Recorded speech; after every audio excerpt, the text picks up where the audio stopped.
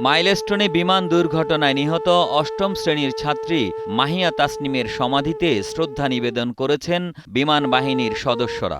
মেহেরপুরের মুজিবনগরের জয়পুর গ্রামে মাহিয়া তাসনিমের নানার বাড়িতে পরিবারের সদস্যদের প্রতি সমবেদনা জ্ঞাপন করেন তারা।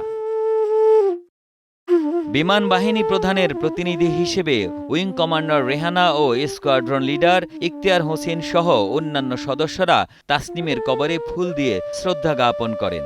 এ সময় নিহতের পরিবারের পাশে থাকার আশ্বাস দেন বিমান বাহিনীর সদস্যরা।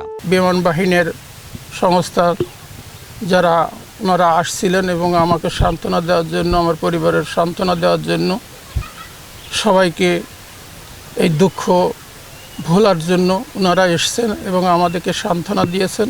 আমার মাহিয়া কত কষ্ট করে মৃত্যুবরণ করেছে, এই দুঃখ তো আর কাউরির বলে আমার মাহিয়াকে আনতে পারবো না। এই পরিপ্রেক্ষিতে আপনাদের কাছে একটাই অনুরোধ, আমার মাহিয়ার জন্য দোয়া করেন, সে যেন বেহেশতবাসী হয়। বসুন্ধরা টিস্যু, অশুদ্ধতার বিরুদ্ধে এক বিন্দুও ছাড় নয়। মুজিবনগর উপজেলা নির্বাহী কর্মকর্তা পলাশ মণ্ডল জানান, নিহতের পরিবারের সহযোগিতার জন্য সর্বদা পাশে থাকবে উপজেলা প্রশাসন। মাইলস্টোন ট্র্যাজেডিতে আমাদের মুজিবনগরের এই জয়পুর গ্রামের কন্যা তাসনিম জাহান মায়া তিনি নিহত হয়েছেন।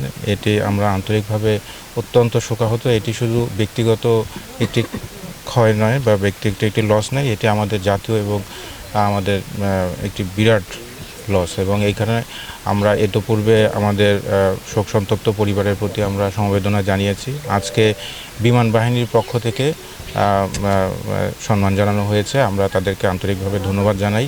আমরা উপজেলা প্রশাসন, জেলা প্রশাসন, জেলা পুলিশ সহ আমরা স্থানীয় সকলে মিলে আমরা পরিবারের সাথে আছি।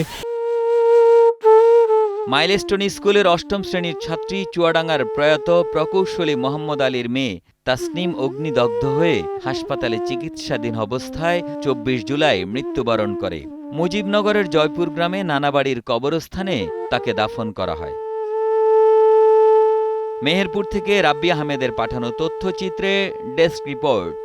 একে আজাদ, কালের কণ্ঠ।